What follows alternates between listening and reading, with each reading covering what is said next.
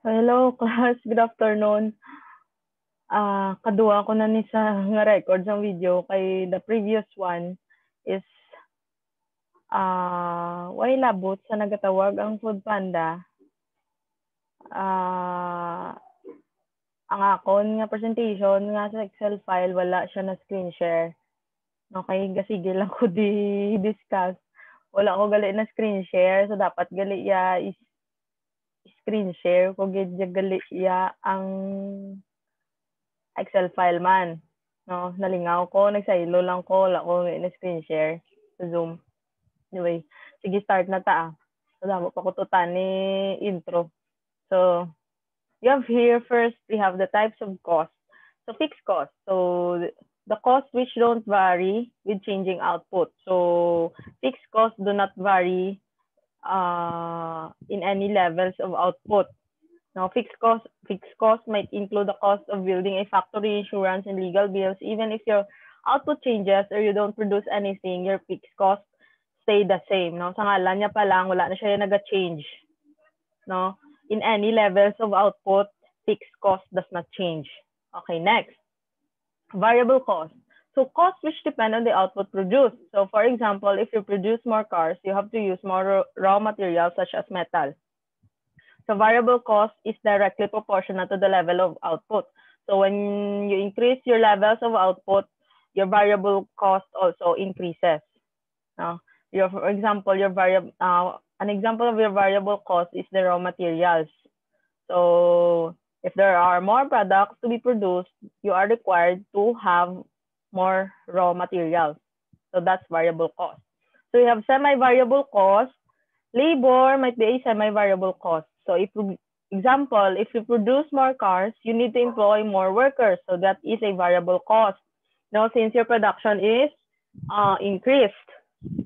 So, however, even if you didn't produce any cars, you may still need some workers to look after an empty factory. So, bisan di ka mag-produce, you still have to pay some of the employees since sino mabantay sa factory mo nga empty, no? So, semi-variable cost. There are part that is fixed and there is a part na variable. So, another example of that is your utility bills, no? If you could ask your parents to mangkotonyo, mapilaton ang flat rate sa tubig, no? For example, hindi ko na sa ulado kung pila gid na ang requirement ng flat rate sa water district. So, for example, no, 10 cubic meters is the flat rate. So, you have to pay a fix of 195 for the first 10 cubic meter of usage ng tubig. So, if at the end of the month, nagamit ka lang 2, 3, 4, 5, 6, 7, 8, 9 or nag 10 cubic meters ka gid, you still have to pay 195 pesos, no?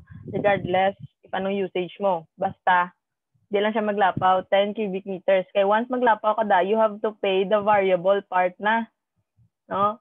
May rate na sila nga per cubic meter, may amulan ni siya nga rate ang idugang kung maglapaw ka sa imo minimum nga 10 cubic meter. So that's a semi-variable cost.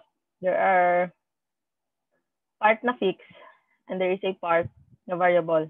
So total cost, you have fixed plus variable cost. So that's your total cost. So next is marginal cost. So it's the cost of producing an extra unit. For example, if you have 3 units, the total cost is 1,550. No, it says there. And if you produce 4 units, you have a total cost of 1,900. So what is the marginal cost of producing the 4th unit?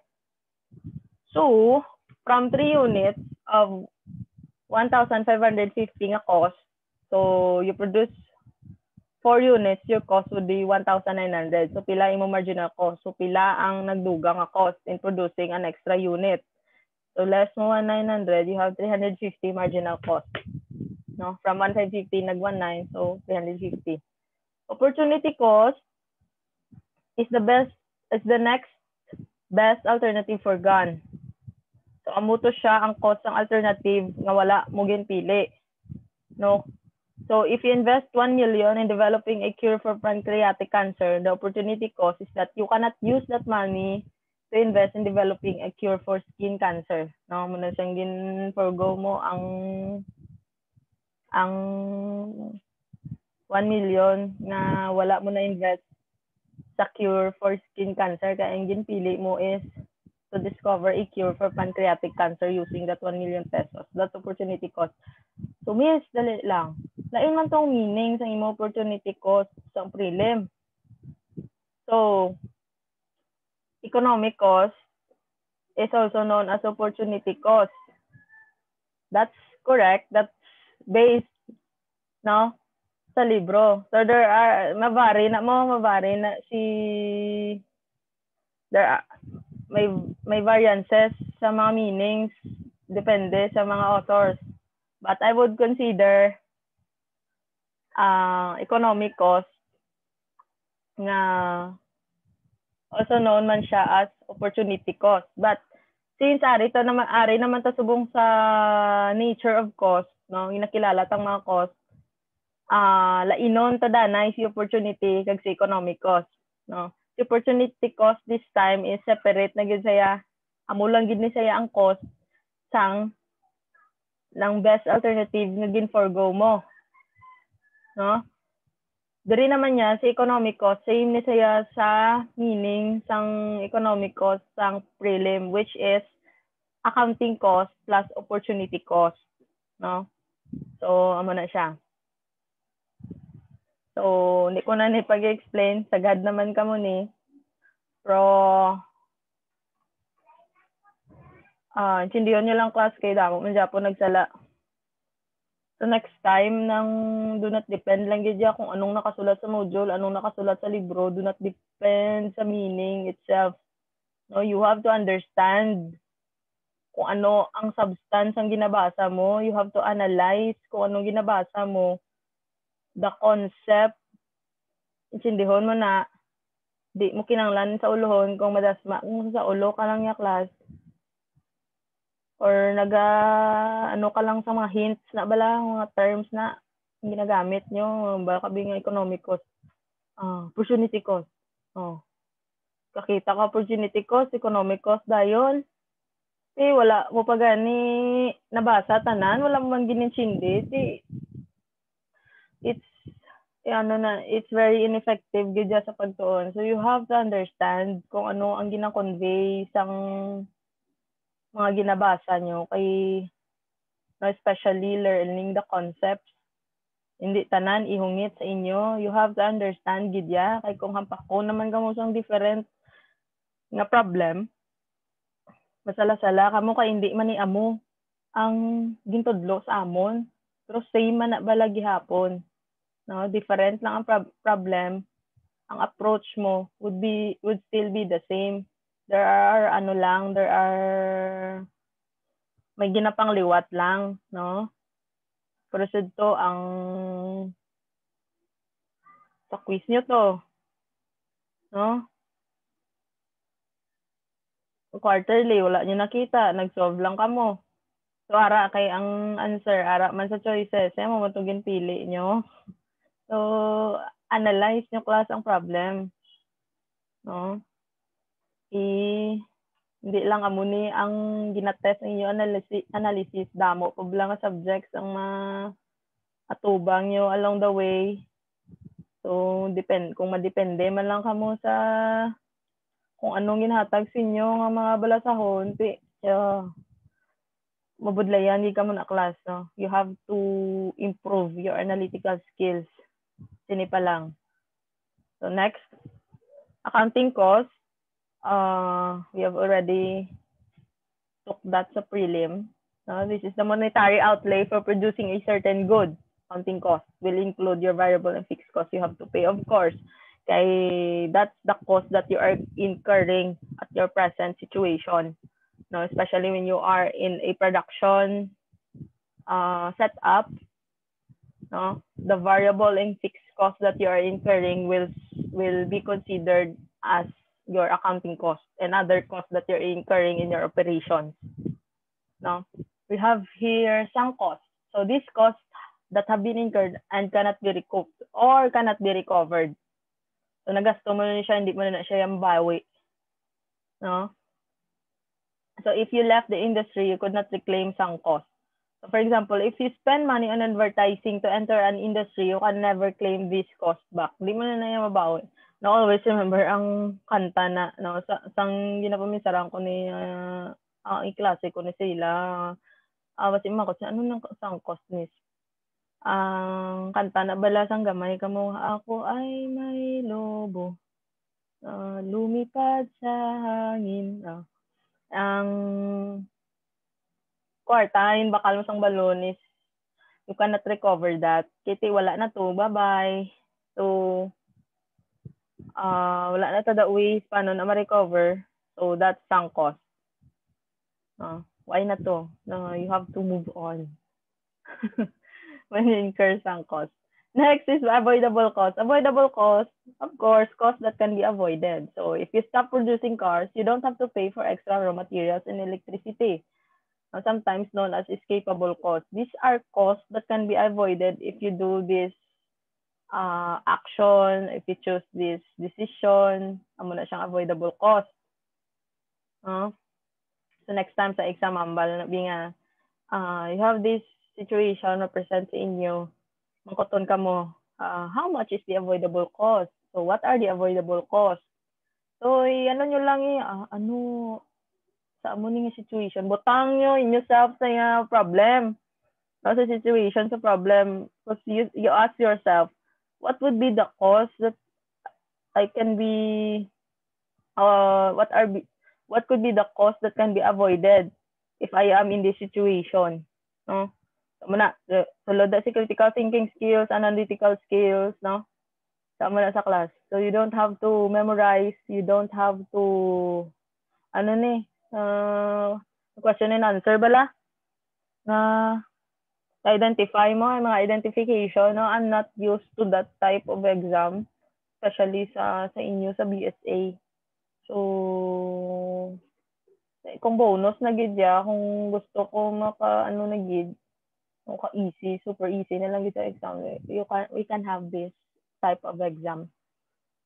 Pero to test your level of analytical skills, so salang gid ya sa situational problems. Next is explicit cost and implicit cost. Well, we have already discussed this during prelim. Anyway, we have to recap explicit costs. So these are costs that a firm directly pays and can be seen on the accounting sheet. No, explicit cost, your accounting cost. Explicit cost can be variable or fixed. So just a clear amount. The amount yun na si explicit cost. Implicit cost, your opportunity cost, which do not necessarily appear on its balance sheet but affect the firm. For example, if a firm uses assets like printing press to print leaflets for a charity, it means that it loses out revenue from producing commercial leaflets. So if you're in a printing press, the example is you print leaflets for charity. That means you print leaflets for free. Kaya tawag mo sa charity. However, ang yung implicit cost is you are not able to generate revenue by producing commercial leaflets, which is mapagkakakitaan mo saya. No? Kay ang ginpili mo is you print leaflets for charity. So, implicit cost mo da is you are not able to generate revenue from producing commercial leaflets instead. Sama na siyang implicit cost. So, you have here market failure, you have social cost, external cost, private cost, and social marginal cost. Social cost, this is the total cost to society. It will include the private cost plus the external cost. So, may also be referred to as true cost. So, identify the dana is external cost. Para makwa as external cost, private cost, so that we will know what is the social cost. External cost, this is the cost imposed on a third party. For example, if you smoke, some people may suffer from passive smoking or mga secondary smokers. you will be considered secondary smokers if ikaw ang nagasinghot sang aso sang nagapanigarilyo, which is more risky. No? The health of the secondary smoker is more at risk than the person who smoked itself. So that would be that is the external cost. No? So private cost, the cost you pay. No? So isa ka packet of cigarette, butang ta, isa subong ka sa siguro ka butang ta is 100 pesos. That is the private cost. So, social cost is the total of private and external cost. So, social cost, that would be cost of one packet of cigarette plus the external cost nga ang ma-incur sang tao nga nag-suffer from passive smoking. Amo na siya ang external. That's social cost. That would be external plus private cost. Social marginal cost, so the total cost to society of producing one extra unit. No? So, social marginal cost equals private marginal cost and external marginal. So, apply nyo to ang sa marginal cost producing one extra unit. That would also be the same as social marginal cost. But we're talking about market failure man niya. Social cost, external cost, private cost, social marginal cost. So we have here diagram of cost. So this is the graph of, excuse me. This is the graph of average total cost, the marginal cost, and the average variable cost. So I have here, amo ni siyang sala ko kagina, new share. Wala ko nisa na share. I have here the graph. No? We have here number of quantity being produced.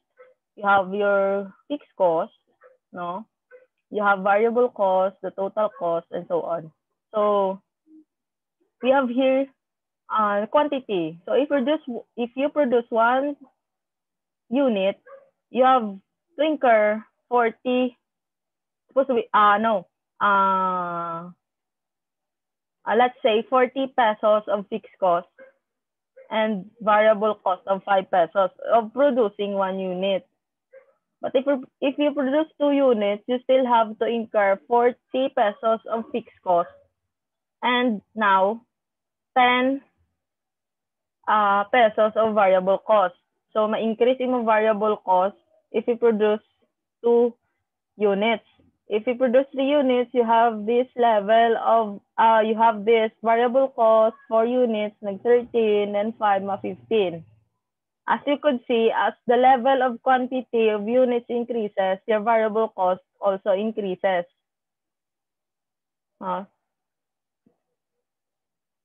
In total, in total, na saya class, but your variable cost per unit would be the same. No? But in here, it's in total, ni saya class, no?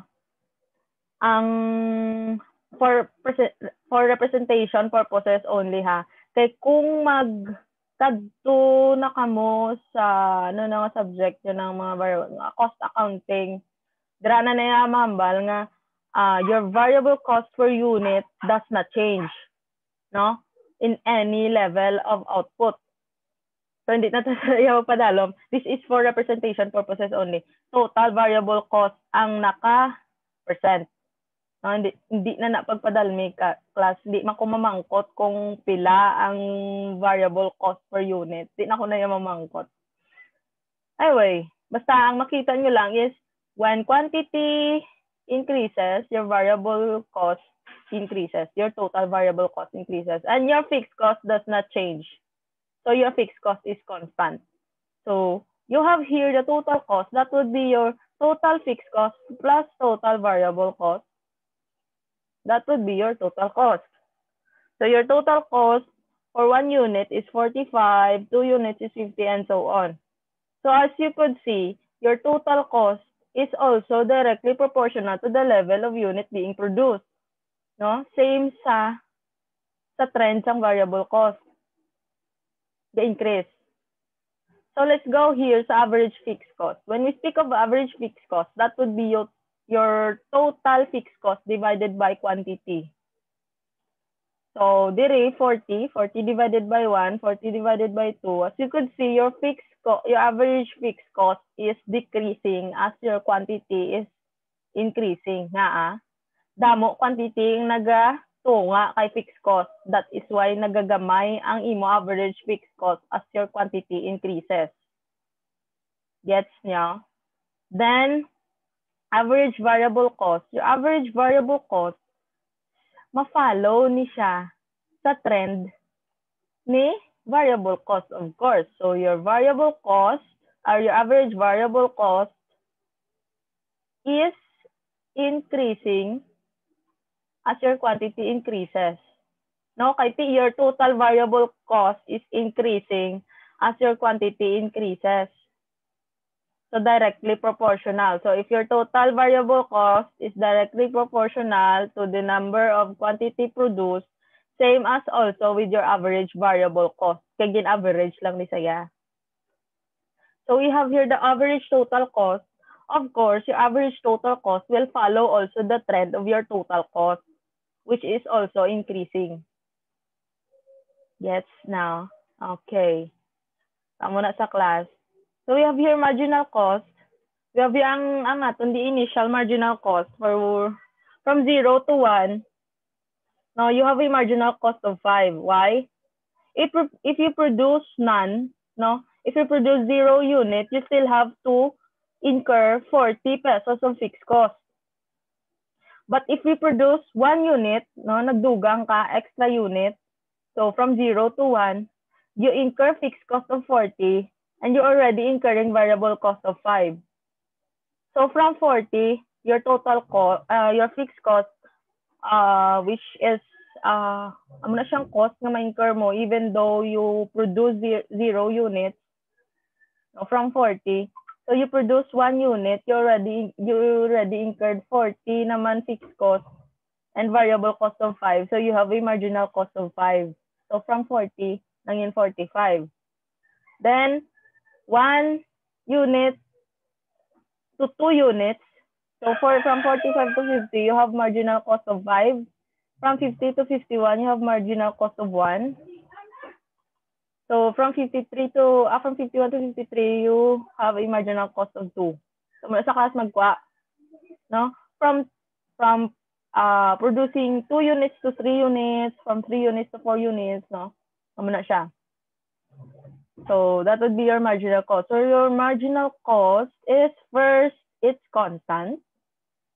Then it increases, it decreases from 5 to 1. Then it increases, naging constant. Then it increases. So constant, decrease, constant, increase. Okay? Okay. So we have here the total revenue. So total revenue and price is 9.5. So how much would be your total revenue if you sell 1 unit for 9.5 pesos? So if you sell 1 unit, you have a revenue of 9.5. 2 units is 19. So multiply lang na siya, class. No?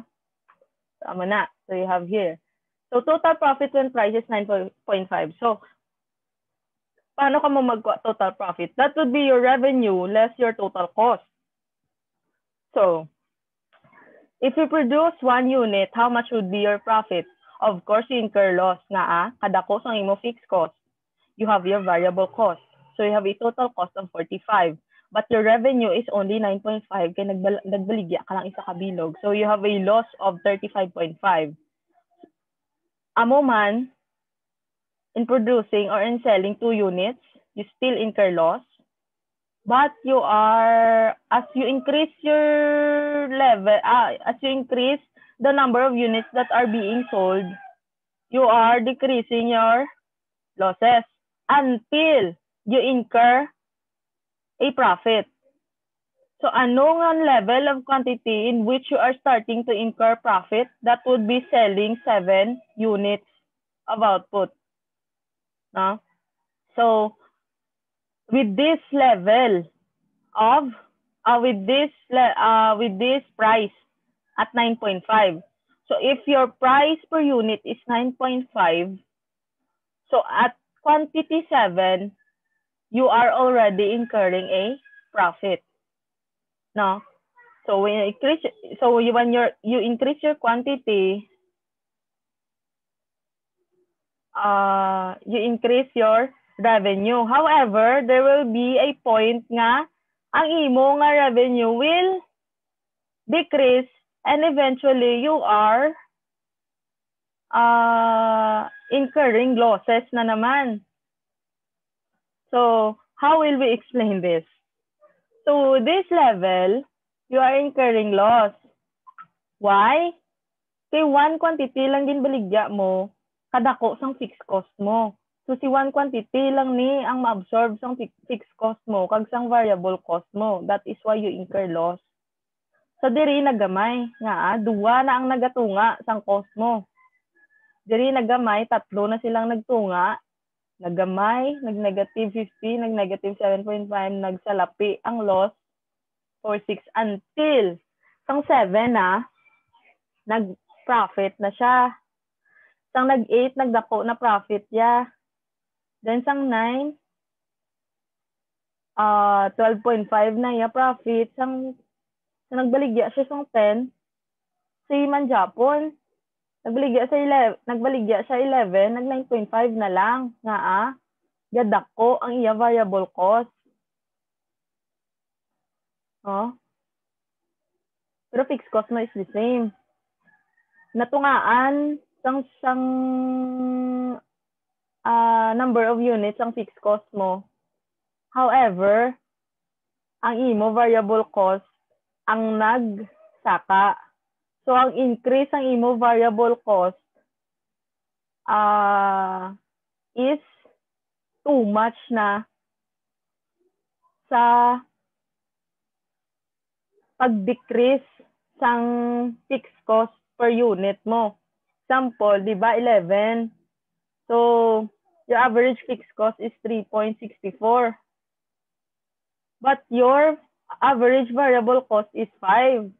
So, 3.64 na fixed cost per unit is not enough sa variable cost per unit mo nga 5 kung bunggoon mo sila nga napirdi ni variable cost ni average variable cost si fixed cost. So that is why you are already incurring profit but in a decreasing level na until such nga nag-incur ka naman losses. No? Kaya kung ang term tada is napirdi na ni variable cost, napirdi na sang pagtaas ni variable cost ang pagnubo sang imo nga fixed cost per unit. No? Amo na siya. That is why diri naman if you would understand no as manager in the future ang pamangkuto na di sa imo at what level of quantity nga naga-incur kasang pinakataas mga profit with this level of revenue or with this price, with this selling price muna siya ang ginadesisyonan mo. So muna sa class dili na masulod ang essence ni managerial economics. So that would end our discussion. Hope you understand. Thank you very much. Have a nice day. And I'll discuss your exam kung makakuha na tanan kay may duwa man gihapon nga wala nakakuha. So thank you very much. Have a nice day ahead. Bye-bye.